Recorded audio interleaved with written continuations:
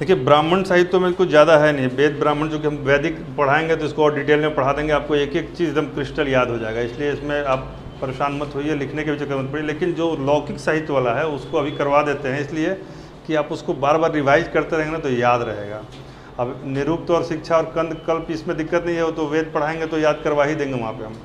तो आप क्यों लिख लीजिए कि ब्राह्मण ग्रंथ हैं, उसमें फिर वेद है, वेद के बाद उपनिषद है, आरण्यक, ये सब आप लिख ही चुके हैं, ठीक है। अब गोपथ ब्राह्मण है, तो जब चूँकि वैदिक आएगा तो फिर गोपथ आएगा, ये सब आएगा, उसमें कहीं कोई दिक्कत नहीं। ये केवल हम इतिहास के स्रोत हैं ये सब। तो 6 वेदांग हैं, वो भी लिख लीजिए, शिक्षा, कल्प, व्याकरण, निरुक्त और छंद। 6 वेदांग हैं कौन कौन? शिक्षा, कल्प, व्याकरण और निरुक्त। फॉर्मूला बनाए हो क्या कोई? गुड, बहुत मेहनत किए हुए लड़का ही, ऐसा नहीं है। शिक्षा, कल्प, व्याकरण, निरुक्त और छंद, ठीक है। उसी तरीके से सूत्र हैं, कल्प सूत्र, जैसे इसी का सूत्र में क्या क्या है? श्रौत सूत्र, गृह सूत्र, धर्म सूत्र। वेदांग, 6 वेदांग किसको कहते हैं? तो इनको कहते हैं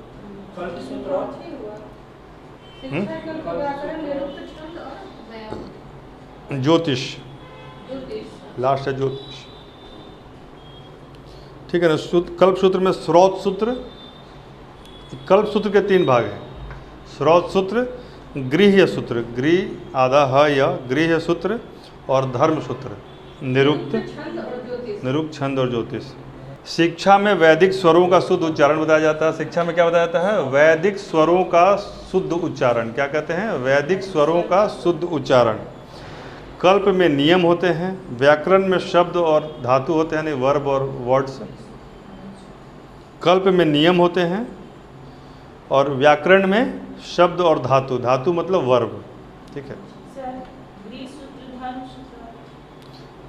श्रौत सूत्र, श्रौत सूत्र, श्रौत सूत्र, श्रौत मतलब यहाँ पे यज्ञ से आएगा, श्रौत कर्म से आएगा, श्रौत कर्म मतलब यज्ञ करना।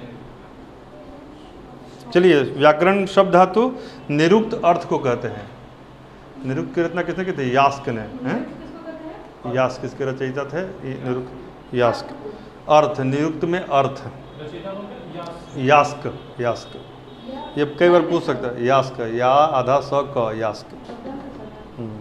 छंद में जो है कई तरह के छंदों का प्रयोग होता था, उस छंदों की जानकारी है। जैसे जगती छंद, पूछ सकता है कि जगती और त्रिष्टुप कब के छंद हैं? तो वैदिक समय के छंद हैं, ठीक है।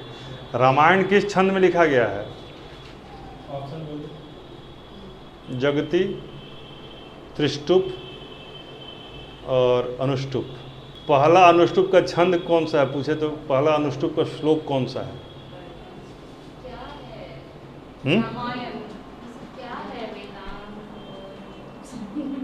नहीं, दिमाग ऐसे से कर रहा नहीं। जो मीटर समझती हो अंग्रेजी में? मीटर, जैसे जो भी सिलेबल और मीटर समझती हो, तो कोई भी जो लिखा जाता है, ये या तो वो पढ़ा जाएगा या गाया जाएगा। तो जो पढ़ा जाता है उसको क्या बोलते हैं? पद्य, मतलब गद्य। और जो गाया जाता है उसको बोलते हैं पद्य, यानी प्रोज एंड पोइट्री। तो जो पोइट्री होता है वो सर्टेन मीटर में होता है, ठीक है, और उसमें सर्टेन सिलेबल पे रोका जाता है, तो उसी को छंद कहते हैं। जो मीटर्स जो होता है ना, उसी को हम लोग छंद कहते हैं। और छंद जो है, उस छंद का श्लोक तो उसी राग में गाया जाएगा, उसका एक सिलेबल होगा, ठीक है। तो उसी तरीके से जो अनुष्टुप छंद, यानी पूरा रामायण जो है अनुष्टुप छंद में लिखा गया है। और अनुष्टुप का पहला बार जो है, जैसे कि क्या है कि ऋषि महर्षि सुनते थे, कहीं से उनको भविष्यवाणी होती थी या कहीं से उनको आकाशवाणी होती थी, और उसको फिर वो रिप्रोड्यूस करते थे। तो जब वो व्याध जा रहा था, क्रौंच और क्रौंची को मार दिया उसने, एक पक्षी को, क्रौंच और क्रौंची में से एक को मार दिया शिकारी ने। और उस समय वाल्मीकि नहा के जा रहे थे, तो हाथ में उन्होंने जल लेके और वो तड़पते हुए पक्षी को देख के व्याध को, यानी कि शिकारी को श्राप दिया। श्राप देने के लिए जिस मंत्र का प्रयोग किया वही अनुष्टुप का पहला मंत्र था, वही पहला मंत्र था अनुष्टुप का फर्स्ट मंत्र। अनुष्टुप एक पर्टिकुलर छंद हुआ, हाँ, पहला छंद था, हाँ, इस तरीके से। तो उसका पैरेलल इंग्लिश साहित्य में नहीं है। जैसे अनुष्टुप क्या होता है, वो अंग्रेजी तब समझेगा ना जब उसको लिखना है, ये उसके बहुत ऊपर की चीज़ है, इसीलिए वो एग्जैक्टली मैच नहीं करेगा, हम तुमको केवल बता रहे हैं, ठीक है। तो उन्होंने कहा माँ निषाद प्रतिष्ठाम तम गम शाश्वती समा यत क्रौंच मिथुनादेकम अवधि काम मोहितम, यानी कि हे निषाद तुम आजीवन जो है उस प्रतिष्ठा को प्राप्त नहीं कर पाओगे, क्योंकि तुमने क्रौंच और क्रौंची के प्रेमातुर जोड़े में से एक की हत्या की। ये पहला श्लोक था वाल्मीकि का। तो ये इससे आगे जाके अनुष्टुप छंद से रामायण बना, और पूरा रामायण इसी छंद में लिखा गया। ठीक है, आगे बढ़िए। क्या हुआ?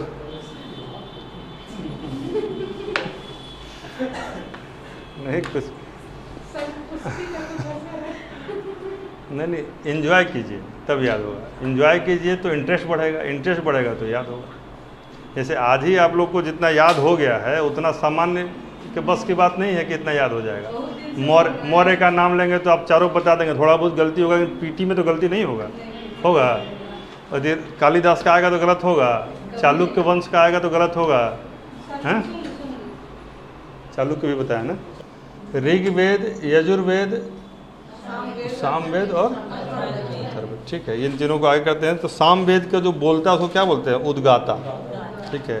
पहला वाले को होता, दूसरा को अध्वर्यु और इसको उद्गाता, ठीक है। एक बार फिर से होता, अध्वर्यु, अध्वर्यु इसी का, ये मतलब यजुर्वेद का। चलिए इन चीज़ों को अब थोड़ा तेज़ी से आगे बढ़ाइए। ब्राह्मण ग्रंथ हो गया, हटाइए। उपनिषद, उपनिषद कितने हैं? अरे उपनिषद तो 100 से ऊपर है, लेकिन 18 हम लोग, 18 तो 18 इसको भी पढ़ लीजिए, क्या दिक्कत है, दोनों याद रहेगा। वर्गीकरण 16 नहीं है, उपनिषद 100 से ऊपर है, ठीक है ना। 18 पुराण है, वेदांग 6, सूत्र 3, और फिर स्मृतियाँ 6-7 महत्वपूर्ण, जैसे मनुस्मृति, याज्ञवल्क्य स्मृति, ठीक है ना। तो स्मृति, स्मृति साहित्य जिसमें नियमों का संकलन है, अंक से संबंधित है, देख लेंगे उसको, तब दिखाइएगा हमको। वेदांग हो गया, सूत्र हो गया, और आपको महाभारत, अंक से संबंधित वो है जो ज्योमेट्री के थे, सुल्भ, सुल्भ सूत्र, सुल्भ के वो कैलकुलेशन था, सुल्भ है वो, उसमें धागा से नापा जाता है, सुल्भ है। ज्योमेट्री का। चलिए स्मृतियाँ लिख लीजिए। मनुस्मृति सबसे पुरानी स्मृति है, याज्ञवल्क्य स्मृति उसके बाद की है, यानी मनुस्मृति ईसा पूर्व से शुरू होता है, और बाकी सब ईसवी सन में है, एकमात्र ईसा पूर्व में मनुस्मृति है, ठीक है। यानी मौर्य के कंटेम्प्रेरी हो जाएगा, मनुस्मृति हो जाएगा ना, मौर्य के बाद का ही होगा, शुंग के, शुंग, क्योंकि 200 शताब्दी से मनुस्मृति का काल माना जाता है, 185, वही पुष्यमित्र शुंग जब आया तब का यह है मोटा मोटी, ठीक है ना। तो स्मृति साहित्य में सबसे पुराना मनुस्मृति, महत्वपूर्ण भी सबसे अधिक मनुस्मृति है। हाँ नहीं, मनुस्मृति मनुष्यों के लिए लिखा गया था, वैसा नहीं है कि उनका ये नहीं, ठीक है। मनुष्यों के लिए जो करणीय सिद्धांत है, कार्य और अकार्यों का संकलन था, उनको मनुस्मृति कहा गया। नारद, ये अगला है याज्ञवल्क्य स्मृति, पहली से तीसरी तक सदी, 1st AD से 3rd AD तक याज्ञवल्क्य, हाँ तीसरी तक, और तीसरी से चौथी का है नारद स्मृति, 3rd से 4th तक का नारद स्मृति। उसके बाद पराशर स्मृति, तीसरा से 5वां, मतलब दोनों एक ही, पराशर और नारद एक ही समय का है, लेकिन यह थोड़ा ज़्यादा कालखंड को कवर करता है। 5वां पराशर, तीसरा से 5वां। उसके बाद एक कात्यायन स्मृति, यह हो जाएगा 400 से 600, सब एडी चलेगा, केवल BC में केवल मनुस्मृति ही जाएगा, वो भी शुंग वंश का समकालीन होगा, ठीक है। और लास्ट है बृहस्पति स्मृति। तो कितनी स्मृतियाँ हो गई? 6 महत्वपूर्ण, और भी हो सकती हैं। इसी की तरह जैसे स्मृतियों के पैरेलल ही 2 किताबें चलती हैं, वो भी लिख लीजिए, यहाँ तो कहीं दिया नहीं है लेकिन हमको याद आ रहा है। एक है मिताक्षरा, एक किताब है मिताक्षरा और एक किताब है दाय भाग, विज्ञानेश्वर का मिताक्षरा। और ये अभी जो पेपर में आया था मिताक्षरा और दाय भाग, ये क्या है, भारत में जो हिंदू लॉज बने हैं उनके सेंटर में मनुस्मृति, मिताक्षरा और दाय, उत्तराधिकार के नियमों को इसमें बताया गया है। दाय भाग में भी वही है। ऐसे आप लोग को जान के ये होगा, जैसे मान लीजिए एक पिता के 3 पुत्र हैं और LIC कराता है, ठीक है, आप लोग जवाब दीजिएगा।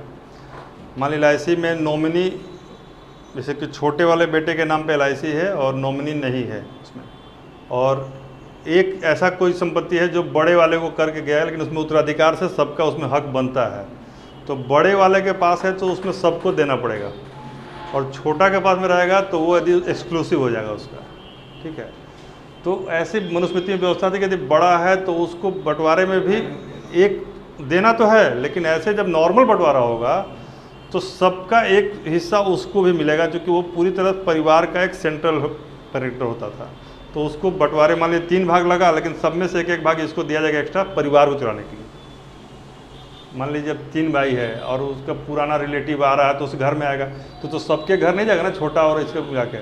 तो मेजर जो चीज़ें चल रही है, मान लीजिए तीज जा रहा है, जितिया जा रहा है, ये सब जो होता है, तो वो बड़े वाले को उसको चलाते रहे, वही न्योता है, हकारी जो कहते हैं, तो वो सारा करने के लिए उसको एक स्पेशल भाग बड़े वाले को दिया जाता था, लेकिन बंटवारे में एक्सक्लूसिव राइट छोटे वाले को मिल जाता था। समझ गए? तो बड़े को बड़ा मानने की प्रवृत्ति ये, तो ये अभी भी उत्तराधिकार नियमों में भी लिया जाता है, इसीलिए वो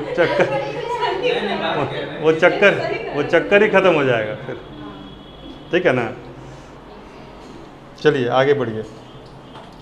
तो ये आपके पूरा का पूरा ये हो गया। इसको याद रहेगा कि इसका भी कोई सूत्र उत्र चाहिए आप लोग को?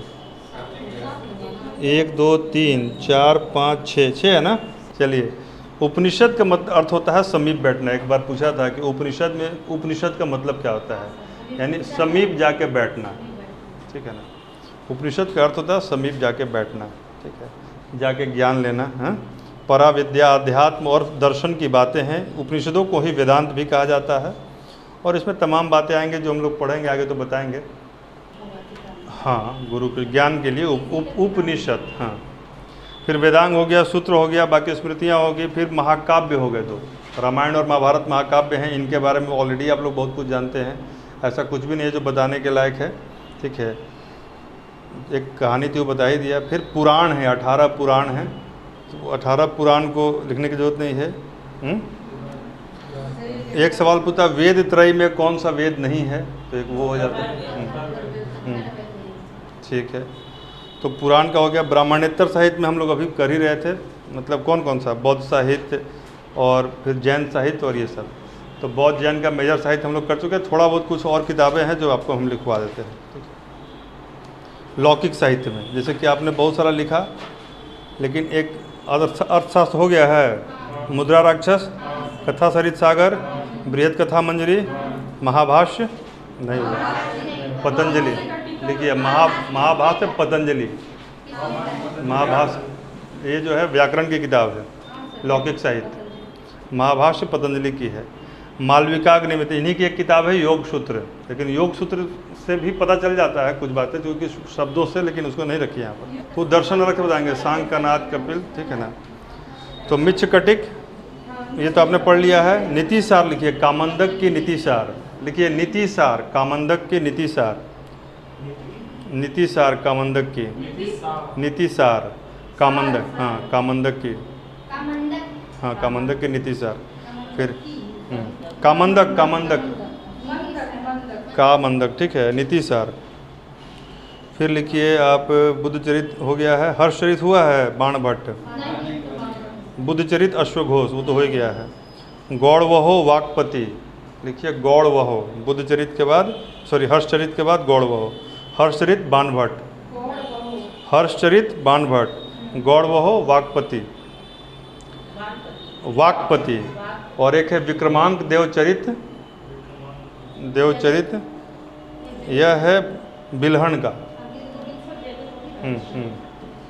विक्रमांक देवचरित, विक्रमांक वी से और विलहन भी वी से, याद रखिएगा, नहीं मिस करेगा, ठीक है।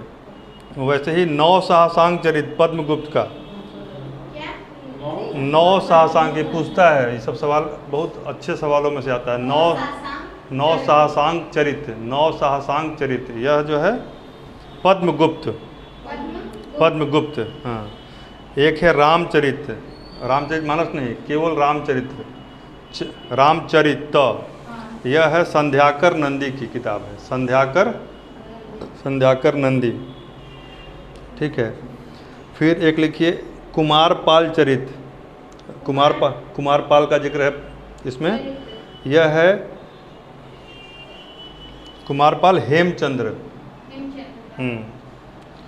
और जयानक की एक रचना है पृथ्वीराज रासो,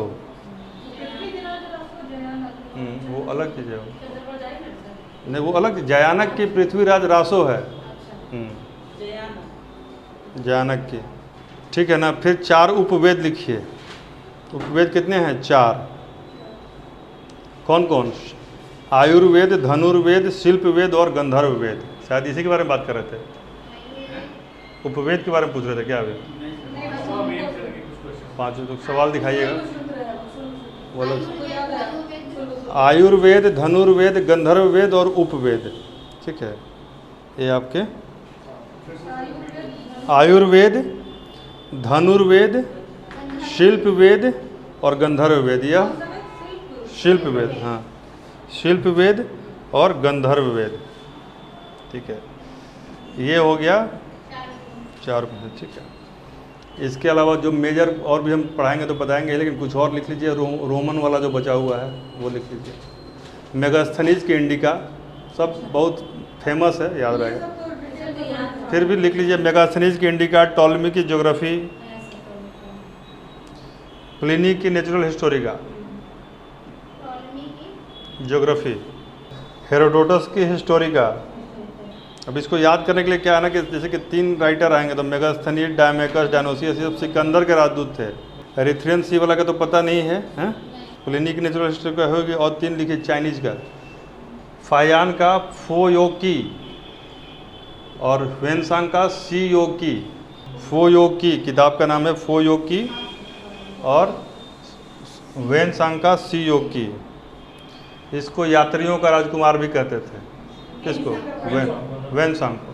16 वर्ष तक भारत में रहा था और नालंदा में यह स्टूडेंट भी था, नालंदा का टीचर भी बन गया था। नालंदा में पढ़ा भी और नालंदा में पढ़ाया भी। 16 साल तक वेनसांग रहा था, 14 साल तक फायान रहा था, ठीक है। ईत्सिंग भी 7वीं सदी में आया था, ईत्सिंग वो भी, और उसने विक्रमशिला में अध्ययन किया था, उसका भी महत्वपूर्ण है वो।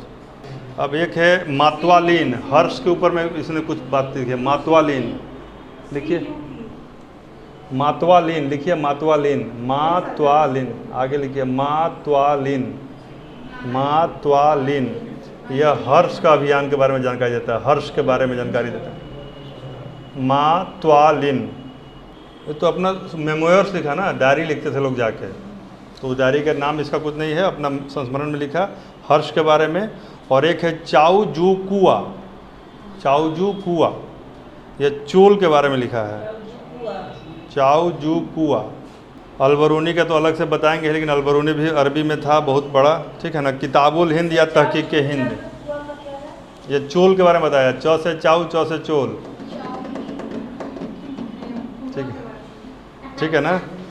अरबी यात्री में 3 महत्वपूर्ण हैं, अलबरूनी, सुलेमान और अलमसूदी। लिखिए अलबरूनी, सुलेमान और अलमसूदी। अरबी यात्रियों में अलबरूनी, सुलेमान और मसूदी, अलमसूदी, ठीक है। लिखिए इसका किताब का नाम है अलबरूनी का तहकीक हिंद या किताबुल हिंद, बहुत फेमस किताब है। इसको मोहम्मद बिन तुगलक पकड़ के जेल में डाल दिया था, बाद में देखा कि नहीं आदमी ठीक ठाक है, खाली सिर्फ ठीक, हाँ, फिर उसको छोड़ा और उसको राज ज्योतिषी बना दिया। ये नहीं लिखा, ये नहीं लिखा, निजामी लिखा, अलग आदमी है वो। इधर उधर बात मत करो, सबके दिमाग में गलत डाटा चल जाएगा, ठीक है, ठीक है। अलमसूदी जो है मानसून के बारे में बताया था, मसूदी और मानसून मिल जाएगा। भारत में मानसून की जानकारी देने वाला अरबी यात्री अलमसूदी, ठीक है। सुलेमान प्रतिहार शासकों के बारे में बताता है, पाल और प्रतिहार दोनों के बारे में। 9वीं शादी में आया था, और ये सुलेमान तीसरा जो था। और अल-मसूदी मानसून के साथ साथ प्रतिहार शासकों के बारे में बताता है। फारसी में 2 लिख के ख़त्म कर दीजिए इसको, ठीक है। फारसी में 2 लेखक, फिरदौसी का शाहनामा, फिरदौसी का शाहनामा और मिनहाज उस सिराज का तबकाते नासरी। मिनहाज उद सिराज की ताबकात, ताबकात मतलब होता है चैप्टर, ताबकात मतलब चैप्टर्स। चैप्टर्स इसके बारे में, सिराज नासिरी यानी नासिर के ख़ानदान, तबकात नासिरी यानी नासिरुद्दीन मोहम्मद जो है ना, उसके ख़ानदान का तबकात, उसके ख़ानदान का चैप्टर्स, तबकात नासिरी, हाँ हाँ। और लास्ट कर दिए जियाउद्दीन बर्नी से, यह भी फारसी ही था, ठीक है ना। इसका तारीख़ फ़िरोज़ शाही यानी फ़िरोज़ शाही राजाओं के बारे में बताया। वो नसरुद्दीन यानी गुलाम वंश के राजाओं के बारे में ज़्यादा बताएगा। तबकात, तबका मतलब होता है, तबकात मतलब चैप्टर्स, ठीक है। तो मिनहाज सिराज बताएगा किसके बारे में, नासिरुद्दीन मोहम्मद, तुगलक नहीं, वो जो नासिर के ख़ानदान का हुआ, जो इल्तुतमिश वाला जो है। और ये बताएगा तारीख़ फ़िरोज़ शाही, ठीक है ना। उस तुगलक और आगे भी बता सकता है, आगे भी, ठीक है ना। तो मोटा मोटी आपका बहुत सारा, इब्न बतूता है, मार्को पोलो है, इटली का यात्री था, निकोलो कोंटी है, मनुची है, तमाम हैं, ठीक है ना। लेकिन अभी हम लोग चूँकि एंशिएंट इंडिया फोकस कर रहे हैं, इसलिए अभी यहाँ पर हैं। फिर एक बार मेडिवल में जाएंगे, देखा जाएगा। चलिए कोई नहीं, ऐसे आपको समझना है कि ये हमारे, सारांश कर देते हैं कि हमारा जो स्रोत है वह पुरातात्विक है और साहित्यिक है। पुरातात्विक में 4-5 भाग है, वो आप देख लिए, सिक्के हैं, अभिलेख हैं, स्मारक हैं, भवन है, अवशेष हैं। और जो हमारे साहित्यिक है उसमें धर्म है और ब्राह्मण है और लौकिक साहित्य है, जो कि कालिदास हैं, क्षेमेंद्र हैं, सब हैं, वो लिखे हैं। इसको करके आइए।